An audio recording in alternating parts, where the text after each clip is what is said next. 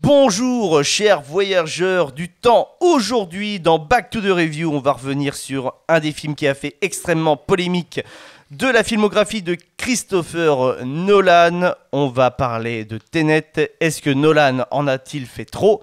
Bienvenue dans Back to the Review. Si mes calculs sont exacts, lorsque ce petit bolide atteindra 88 miles à l'heure, attends-toi à voir quelque chose qui décoiffe. Bonsoir, bienvenue dans Back to the Review, donc votre hors-série du Late Show tout simplement. Ce soir nous avons Gary, bonsoir Gary. Bonsoir Dim. Nous avons Lucas, bonsoir Lucas. Bonsoir Dim. Et nous avons Esteban, bonsoir. Bonsoir Dim. Vraiment, vous êtes horrible. Gardez, il faut quand même penser qu'on essaye de faire quelque chose de qualitatif et on part de quelque chose de solennel à du érotique du dimanche soir. Bonsoir roi glandu. Merci. Merci Lucas donc pour cette introduction. J'espère que vous allez bien, chers chroniqueurs. Comme je l'ai dit en petite phrase d'intro, on va parler d'un film qui a fait extrêmement polémique lors de sa sortie, puisque énormément de gens n'ont pas compris ce film. On va parler donc du film de Christopher Nolan, Tenet. N'essayez pas de le comprendre.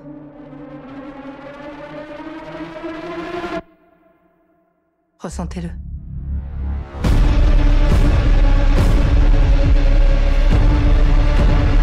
Il s'est passé quoi ici? Ça s'est pas encore passé.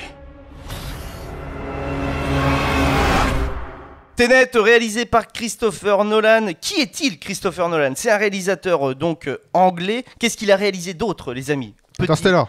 Interstellar. Bien joué, mon Gary. Bien joué. Il a réalisé quoi d'autre? Inception, la trilogie Dark Knight. Ouais. Et un autre? Moi je voulais la trilogie Dark Knight. Ah ok, Et d'accord. bientôt Oppenheimer. Oppenheimer. Sur le créateur de la... On en reparlera dans ce Back to the Review de Oppenheimer, croyez-moi, puisque justement son prochain film sera sur le créateur de la bombe nucléaire. J'aimerais Alors, d'abord... juste, si on peut ne pas oublier Dunkerque, Ah parce que c'est un film très important de sa filmographie, je trouve. Ah ouais, tu trouves? Ah ouais. Ok. Parce que je vais pas me justifier, regardez-le. D'accord, ok. Bah, moi je t'avoue que Prestige j'ai pas trop aimé, Le pas trop Prestige, aimé c'est peut-être Dunkerque. son meilleur. Tu l'as pas vu? Non, je l'ai pas. Christian Bale toujours. Ah ouais, Christian Bale et Hugh Jackman. Ouais, les deux. Ah, Rien voilà. Pour ça, fonce. Ouais, franchement, c'est un très très bon film, Le Prestige. Mais justement, on en reviendra donc en fin de rubrique. Je vous ai préparé un petit quiz sur Christopher Nolan. On verra un petit peu qui connaît un peu mieux le réalisateur. Voilà. Justement, donc on va parler de Tenet. J'aimerais avoir un avis très rapide que vous avez ressenti lors du visionnage du film. Alors, je dois l'avouer, pour Gary et moi-même, nous l'avons vu il y a un an, au moment de la sortie cinéma. C'était le film de 2020, de 2 ans maintenant. C'était le film de 2020, après la première réouverture des cinémas, donc après le premier confinement du Covid, lié au Covid-19. Toi, Gary, quel a été un petit peu ton ressenti vis-à-vis de Tenet? Parce que comme Interstellar, c'est un film qui m'a retourné la tête, Ouais. mais celui-là, c'est pas dans le bon sens du terme. D'accord. Parce que effectivement, là, dans ce film, on traite de l'entropie inversée. C'est-à-dire que normalement, la flèche du temps va du passé vers le futur. Ok. Et là, il a voulu exploiter un autre chemin. C'est-à-dire Ok. des personnes, une technologie qui permet de se déplacer du futur vers le passé. Ok. Mais du coup, oui, ça m'a retourné la tête parce que je n'ai pas tout compris. Ok.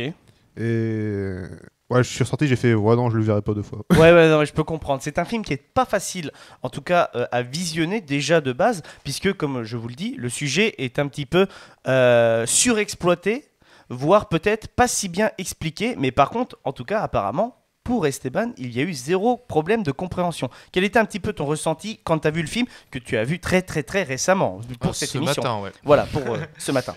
Non, pas de problème de compréhension. Alors après, j'étais pas au cinéma, j'avais pas bu avant, j'avais pas mangé, j'étais dans de très bonnes conditions, tout seul devant ma télé sur mon canapé, et aucun problème. Et au-delà de ça, je le trouve intelligent ce film parce que il utilise comment on pourrait dire, plusieurs étapes en fait dans le film. Donc on peut le scinder en plusieurs scènes, et ce que je trouve intelligent, c'est qu'il exploite donc la flèche donc de gauche à droite et de droite à gauche. Je pense que c'est le plus facile à comprendre avec cette explication de la flèche. Et donc on a on peut le diviser, je pense, en 3 scènes. Et ces 3 scènes, donc scène 1, scène 2, scène 3, et après on refait scène 3, scène 2, scène 1 en fait. Et juste le fait d'avoir décomposé ce film comme ça, je trouve ça très intelligent et très... c'est peut-être ce qui a du coup perdu quelques personnes. Oui. Pour le coup. Ah bah moi Parce j'avoue que quand même que toute la on revoit dernière les mêmes séquence, scènes, quoi. non mais que toute la dernière séquence où justement les deux temporalités se passent en même temps, j'avoue quand même que au cinéma j'ai eu extrêmement de mal à visualiser ce qu'il voulait me dire au moment de cette scène. À part que c'était un gros bordel et que les explosions étaient à la fois dans le passé et dans le futur en même temps. Alors j'ai un plan. Là, voilà, moi c'est parce que je l'ai vu ce matin et que je l'ai en tête. Je sais pas si vous l'aviez. Mais sur la dernière scène, donc justement avec toutes les explosions, il y a un bâtiment. Donc ils sont tous avec leur montre. Et je crois que c'est à 5 minutes pile, que ce soit en reculant ou en avançant dans l'avenir. Il y en a un qui tire une roquette sur le bas du bâtiment et l'autre sur le haut du bâtiment. Et cet effet est incroyable. Ce qui fait que on a la roquette qui va détruire le bas du bâtiment normalement. Et le haut, il va être détruit, mais à l'inverse, en fait. Il va être reconstitué. Et en fait, voilà. Et ce qui fait que le bâtiment, en fait, au final, il bouge quasiment pas, mais cet effet représente un peu tout le film. En fait, il va se passer plein de choses dans le film, que ce soit dans tous les sens, mais vraiment beaucoup de choses. Et au final, il va y avoir juste un petit événement qui va changer. Juste, tout ce film permet de récupérer un objet et tuer quelqu'un. C'est tout. Oui, mais c'est justement, c'est un petit peu potentiellement ce qu'on aurait pu reprocher. C'était ma première question, en tout cas, que je voulais qu'on réponde. C'était, entre guillemets, est-ce que Christopher Nolan n'en a-t-il pas trop fait pour raconter une histoire aussi simple de récupérer un objet pour finalement tuer quelqu'un qui est derrière une sorte de trafic, donc qui est assez plutôt simple. C'est un film d'espionnage assez classique en fait, entre guillemets. Oui, c'est très classique. Hein. Et finalement, est-ce qu'il en a pas trop fait quand même, entre guillemets, Christopher Nolan, à essayer d'incorporer l'entreprise inversée, le fait qu'il y a plusieurs temporalités dans certaines séquences même, comme par exemple la dernière séquence, ou voire même le fait qu'on revoit les séquences à l'endroit et à l'envers, comme le crash de l'avion. Ou la scène où il se bat contre lui-même. Ouais, ça c'est bien. Cette scène est incroyable. Et justement, le fait d'avoir mélangé tout ça, je pense que c'est ce qui fait la force de ce film. D'accord, toi tu le vois plutôt comme une force. Lucas, toi un petit peu, quel était déjà ton ressenti vis-à-vis de Tenet et surtout par rapport à la question justement que je disais, pour toi est-ce qu'il en a fait un petit peu trop, Christopher Nolan? Et voilà, et après on reviendra un petit peu déjà si vous êtes sensible à la filmographie de Christopher Nolan, déjà après. Mais d'abord ça. Alors, attends, je me remets 2 ans en avant. Ouais, non mais oui je sais. Mais Non, alors déjà c'est un point qui peut être souligné, c'est-à-dire que déjà dans les 2 ans t'as pas eu envie de le revoir. Tu vois déjà. Non mais mais c'est pas forcément que j'ai pas forcément ne pas avoir eu l'envie de le voir, c'est pas eu le temps. Temps, ok. Pour replacer pas mal. Non, mais après voilà, mais pour replacer juste dans le contexte, il faut aussi voir ce film comme le film qui était censé relancer le cinéma aux périodes à laquelle il a été sorti. Oui, par contre, les balls, d'avoir fait ça pour Warner, vraiment, à ce moment-là, ça, vraiment, chapeau, et ça, tout le monde le sait. Hein. Tout le monde le sait que ça a été un truc de ouf, le fait qu'ils aient voulu faire ça, comme quoi, prendre le pari, non, Tenet, on le met au cinéma, alors qu'ils savaient très bien qu'à cause du Covid, ils allaient refermer les cinémas. Ça, c'était couru d'avance au vu de comment ça se passait, et au vu de comment l'été 2020 s'est déroulé. Voilà quoi, donc on reprend. Ouais, non, sinon, alors, le film en lui-même, je l'ai pas trouvé forcément compliqué. D'accord. Mais c'est surtout qu'il y a certains détails où il faut vraiment s'attarder pour pouvoir l'avoir. D'accord. Ok. Je sais pas si ça. Ouais, si, je vois. Je trouve qu'en fait, sur le fond, sur toute la trame narrative de l'histoire, ça va à peu près. Mais quand c'est vraiment certains détails, par exemple le détail de l'immeuble qui se fait péter des deux côtés, les trucs où c'est vraiment où il mélange vraiment les deux temporalités. Les petits clins d'œil qu'on voit au début du film et puis après qui sont expliqués à la fin. Voilà, c'est ça. C'est en fait tous les trucs comme ça, je trouve que c'est ça qui apporte vraiment la complexité du film. Qu'en soi, c'est pas compliqué, mais c'est ces détails-là qui font que tu te dis, ouais, voilà, c'est peut-être ça que j'ai pas forcément compris. Ouais, non, mais je comprends. Après, j'avoue hein, quand même que moi, lors de mon visionnage, je me suis vraiment beaucoup trop attardé sur les questions de temporalité. Et c'est là le gros problème de mon visionnage, plutôt que de m'intéresser au fond de ce qu'il voulait raconter. J'étais en mode, je veux comprendre qu'est-ce que tu racontes avec cette temporalité-là. Ouais, mais quand en fait il introduit beaucoup trop de fois en fait ta temporalité, plutôt que de partir sur juste on t'explique déjà au moins l'histoire principale, il a voulu je pense forcer un peu trop sur le côté bah du coup on a l'histoire, mais l'histoire du coup comme il y a plusieurs temporalités, c'est comme ça qu'on va faire pour raconter juste une histoire qui au final est assez simple sur le fond. D'accord. Tu voulais rajouter quelque chose, Gary? Parce que, par exemple, dans les choses que je n'ai pas compris, c'est à la fin de la bataille finale, Oui. Ouais. moi je ne sais toujours pas qui combat contre qui. Je ne sais pas. Les rouges contre les bleus.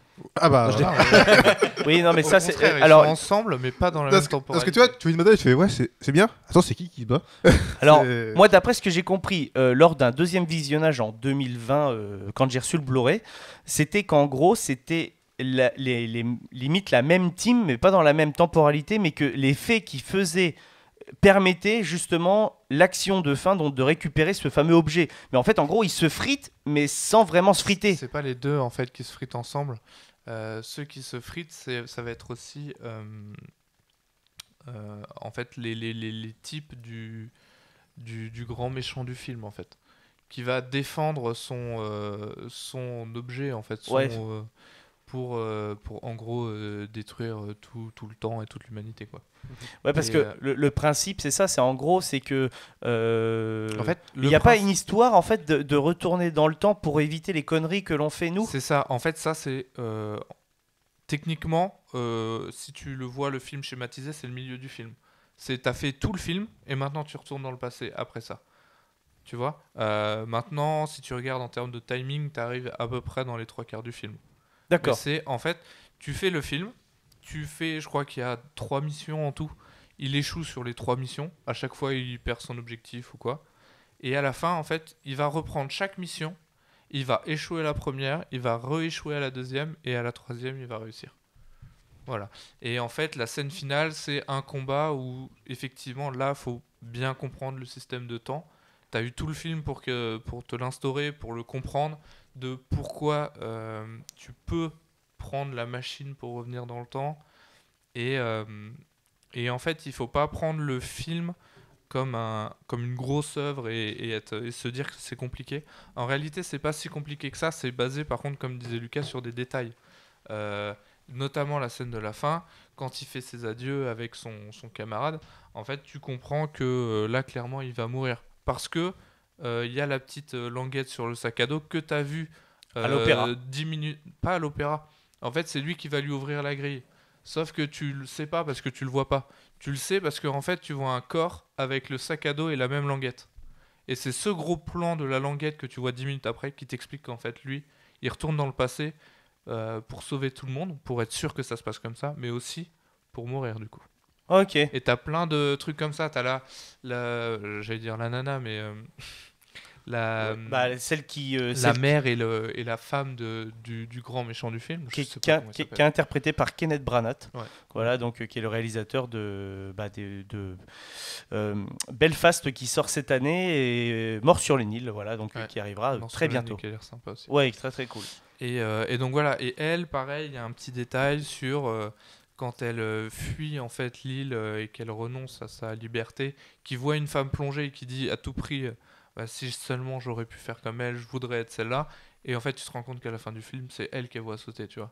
C'est ce genre de petits détails justement qui font que c'est un beau film et qu'il est bien écrit. Ah non, mais je dis trouve. pas que c'est un mauvais Après, film, c'est hein. mon avis. Moi, je dis juste Mais, que c'est un film où vraiment, quand me suis sorti du cinéma, je me suis dit, est-ce qu'il en a fait trop? Parce que, tu vois, en essayant d'amener tellement de complexité sur quelque chose d'aussi simple, tu peux te poser la question de pourquoi finalement amener la complexité. Et je comprends, entre guillemets, tous les débats qu'il y a eu, que ce soit sur YouTube, Alors, entre guillemets, avec les justement, vidéos review. Pour rebondir et pour faire comment on pourrait dire, pour décrypter un petit peu plus ça sérieusement, est-ce qu'on peut revenir sur les points sur lesquels Tenet a été vraiment critiqué lors de sa sortie? voir si c'est toujours le cas 2 ans après. Si c'est les mêmes points qui reviennent. Au niveau des points vis-à-vis de Tenet, vraiment ce qui revenait, on les a cités, hein, c'était la complexité déjà de la temporalité dans le film. En mode, au bout d'un moment, on est quand même un petit peu perdu par ce qu'on nous présente. Et est-ce que c'est vraiment possible de jouer avec le temps comme ça, sans créer des paradoxes temporels ? Tu vois, et je suis assez d'accord avec déjà de base, le fait de voyager dans le temps va créer forcément des paradoxes. Et normalement, le fait de se battre contre soi-même n'est pas possible. Tu vois, si tu prends le principe du voyage dans le temps, si tu te bats contre toi-même. Mais parce que tu te bases sur des films que tu as déjà vus. Là, lui, il se base sur sa propre physique, sur sa propre histoire. Là, toi, tu te bases sur Retour vers le futur parce que tu es un grand fan. Pas spécialement, mais oui, si tu veux, on peut prendre Retour. Là, il nous explique au début que cette espèce de magie ou de forme de machine, ça fonctionne sur un humain, mais ça fonctionne aussi sur les objets qui agissent différemment. C'est vraiment détaché de la réalité. Tu vois qu'en fait, il peut pas respirer l'air parce que ses poumons agissent aussi inversement. Quand tu le vois conduire, en fait, il conduit pas. Tu as l'impression qu'il roule en marche arrière tout le temps ou qu'il freine. Et justement, je trouve que c'est bien amené parce que quand tu le vois le film en version avancée, tu vois aussi en fait le mec d'avant, mais à l'inverse. Tu vois ce que je veux dire ? Ouais. C'est là où justement le film est tendu et c'est là où on peut se perdre. Ok. Toi, Gary, autre chose à rajouter vis-à-vis de Tenet ? Parce qu'après, sinon, j'ai une autre question par rapport au film qui était entouré par le lore du film. Mais vas-y. Non, selon moi, ce que je disais, le fait de se combattre contre soi-même dans ce film, ça m'a pas choqué. Parce que si tu veux, c'est pas un voyage instantané. C'est un voyage dans le sens c'est un voyage à la vitesse normale du temps, mais en sens inverse. Ouais, complètement. C'est ce côté très très vrai en fait. Par contre, moi, le paradoxe que j'ai toujours pas résolu dans ma tête, c'est... alors, je sais plus trop exactement dans le film, mais c'est vraiment, ils sont du coup du passé vers le futur, le sens classique. Ouais. Et là, ils voient des vitres, mais brisées. Tu vois, complètement, ils disent, avant de se battre. Voilà, ils disent, mais elles sont brisées quand ? Elles sont brisées dans le futur. Et moi, je pense à l'ouvrier qui a posé les fenêtres. C'est-à-dire, il les a pas posées pétées. Il les a posées... non, complètement. Voilà.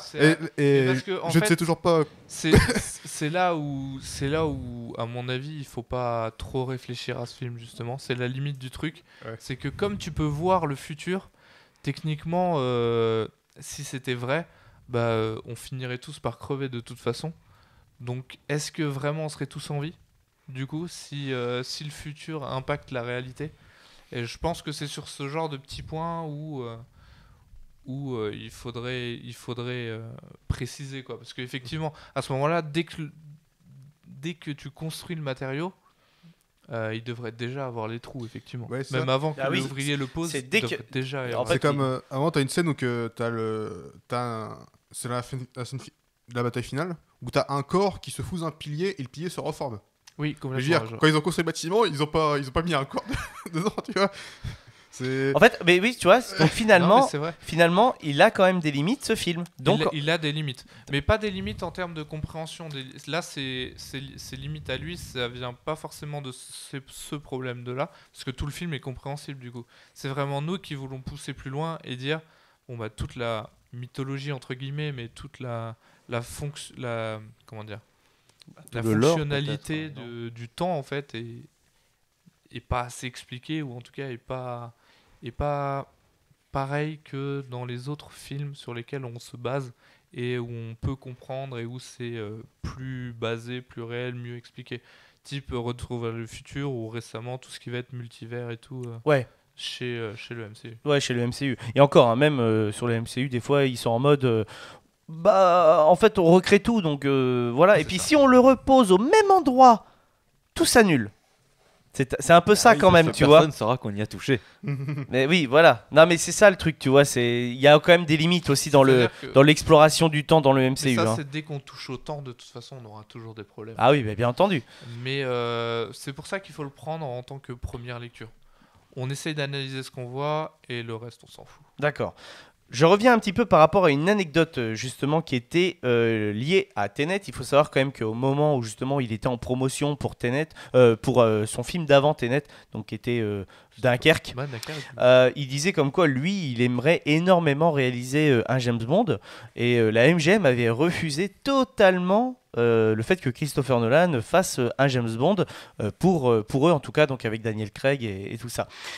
Pour vous, est-ce que Tenet c'est un petit peu l'anti-James Bond, le film d'espionnage qui essaye d'en faire trop et finalement qui est à peu près pareil? Tu vois ce que je veux dire? Bah, Lucas, si tu veux répondre à ça. Est-ce que déjà pour toi, tu as ressenti une patte d'espionnage dans Tenet ou est-ce que tu l'as pris autrement? Ah oui, non, ça après le côté espion, moi je trouve qu'il y est vachement présent, hein. Déjà le fait de pas donner d'identité au personnage principal, je trouve que ça renforce beaucoup le côté espionnage. D'accord. Le fait de pas pouvoir l'assimiler vraiment à un nom ou quelque chose. Ouais. Je trouve que rien que ça, déjà, ça joue sur le fait que identité secrète d'espion, voilà. Après, sur tout le film, ouais, je trouve que ouais, ça commence en tant qu'agent secret, puis au fur et à mesure, on voit qu'il évolue un peu plus sur agent de terrain, et au fur et à mesure. Et ouais, je pense que ça doit être un film d'espionnage un peu. à la sauce de Nolan, à la sauce Dunkerque en fait, où on est plus sur un champ de bataille quoi. Ouais. Après, Dunkerque, justement, on y revient. Bah, on pourrait y revenir après si vous voulez, après. Mais moi, Dunkerque, ce qui m'a surtout marqué dans ce film, c'est surtout le montage du film, en fait. Ouais, avec les Voilà. différentes Mais parce que sinon, en soi, tu vois, je l'ai pas trouvé extraordinaire. Mais le fait qu'il ait un montage particulier. Les plans à la Nolan. Par contre, c'est très beau. C'est très très beau. Et puis, c'est vrai qu'il s'est bien filmé quand même. Et puis, il a quand même eu le cran déjà de mettre des caméras IMAX sur des vrais avions de l'armée de l'air. Des avions de la Seconde Guerre mondiale. Parce qu'il faut savoir quand même que tout ce que Nolan fait, c'est vraiment du vrai. Je veux dire, il n'y a pas d'effets spéciaux, il faut le préciser aussi. L'avion est vraiment craché. Là, il y a des théories qui annonceraient comme quoi il veut faire vraiment péter une bombe nucléaire pour Oppenheimer. C'est pas des vannes, hein, vraiment. Donc, on en est là. Calmez-le. On en est là. Hein, donc, c'est pour dire. Après, why not, hein, s'il est bien protégé, il peut peut-être en faire péter une. Non, les bombes nucléaires, enfin, il y aura toujours un problème derrière. Trop La de nucléarité. radioactivité Bah ouais. pour les autres. Ouais, c'est vrai. Pour un film, Fais exploser une vraie bombe, mais pas une Bah, une vraie nucléaire. bombe, il y en a déjà 10 000 hein, qui Non, ont mais je déjà veux été dire, fait péter. Pas une Faut savoir que- nucléaire, quoi. Que le film qui a le record de plus grosse explosion tu sais, dans le film, c'est la scène finale de Quantum of Solace. Ça représentait des semi-remorques complets d'essence qui pètent dans un bâtiment pour faire péter un bâtiment plein dans le désert. Mais des semi-remorques complets. Et c'est cette fameuse scène qui a encore le record. Hein. Donc voilà quoi. Ouais, mais pour ça, je veux pas m'avancer, mais je crois que j'avais entendu que ça allait se faire, hein, il allait vraiment faire péter quelque chose pour de vrai. Oui. Et je Moi, crois que ça s'est les gars, entendu ne faites. récemment que Ouais, ça ça allait se faire. Hein. Bah, peut-être pas une bombe nucléaire, Ouais, peut-être pas avec la même puissance de feu. mais il va y avoir un truc qui va péter hein, Voilà, quand même. Hein. Ça va péter. Ça va péter. Ça va péter le colonel. C'est un peu ça. C'est un peu ça. Donc voilà quoi. Pour revenir à l'anti James Bond, je pense que là vraiment les gens se posaient peut-être un petit peu trop la question. Je pense que c'est vrai que c'était une vraie volonté pour lui de faire un film d'espionnage. Il a fait Tenet, Ça s'est vu. mais il amène quand même sa touche Nolan avec cette complexité scientifique qui est derrière Mais par contre, le contrôle du temps. monté, c'est écrit comme un James Bond. Hein. On Voilà. a une histoire amoureuse, on a un seul méchant derrière une organisation. Qui veut, On a- qui veut buter le monde. Hein. C'est ça, qui veut buter tout le monde. On a les différentes phases d'action avec les différentes missions. C'est un James Bond, quoi. Ouais, clairement. Hein. Avec le temps en plus dedans. C'est vrai. On termine ce petit back to the review, là, on doit être dans les 20 minutes je pense, donc voilà, par un petit quiz sur Christopher Nolan. T'as vu cet accent donc je vous pose la question, vous répondez, si vous avez la réponse, levez la main et je vous interrogerai bien entendu. Donc quel est son premier film, les amis? Quel est son premier film à Christopher Nolan? Voilà, je peux vous le dire, il est sorti en 98. Vous ne l'avez pas? 98, dites des noms, hein. N'hésitez pas. C'est pas grave, oui. Memento. Non, c'est juste avant Memento, mais pas loin. Memento est son deuxième long métrage. Le Prestige. Non, Non, ça c'est après. c'est après. Ah, attends. C'est après, c'est un film qui n'est pas connu, qui je pense a été distribué dans très peu de salles de cinéma, voire même pas du tout. Je crois qu'il a juste fait certains festoches. Et je l'ai vu. En plus, j'ai Tu vu l'as le vu? nom. Il Ouais, a non, été- j'ai pas vu le film, mais j'ai vu le nom. Il a été tourné tout en noir et blanc. Ouais, ça je savais. Voilà. Vous ne l'avez pas? Non. Ok. C'est Following. Following, son premier film, donc qui a été moult et moult récompensé donc en festoche. Il était Voilà. très très jeune hein, quand il l'a fait. Je crois qu'il sort des études. Hein. Voilà, c'était étudiant, c'était un étudiant. Voilà. Et ça a marché de fou. Et il faut se rendre compte quand même que le film a eu un tournage de 1 an et demi. pour 6 000 $ de budget. C'est rien du tout. Et ils tournaient en fait 15 minutes tous les samedis. Ouais, c'est ça. Donc c'est quand même impressionnant. Avec des anecdotes de on mangeait chez papa-maman le midi, quoi. Ah, c'est à peu près ça. C'est à peu près ce genre de délire. D'ailleurs, à votre avis, quel film de Christopher Nolan coûte le plus cher à l'heure actuelle ? Interstellar. Ce n'est pas Interstellar. Ah, dommage. The Dark Knight Rises. C'est The Dark Knight Rises, bien entendu. On est à 250 millions de $. Rappelle, le film le plus cher de l'histoire au moment où nous enregistrons, c'est Avengers Endgame, avec 356 millions de $ pour budget. Avant, au moment où Christopher Nolan fait Dark Knight Rises, c'est Pirates des Caraïbes 3 qui a le record avec 300 millions de $, et il a été fait en 2007. Voilà, c'est énorme. Disney avait mis... Et donc, 2 films de Disney qui avaient le record. Donc, c'est des films chers plutôt pour les par pense. Les acteurs, et puis apparemment, Pirates des Ouais. Caraïbes, il y a tout ce qui est décor quand même. Hein. Aussi, oui. Ah oui, ouais, oui. Ah ouais, Pirates des Caraïbes, moi quand tu me dis Pirates des Caraïbes avec le film qu'on a, donc qui fait quasiment 3 heures quand même, Oui. le 3, C'est lequel, le 3? C'est c'est avec... C'est Jusqu'au bout du monde. C'est celui ouais. avec la grosse bataille finale.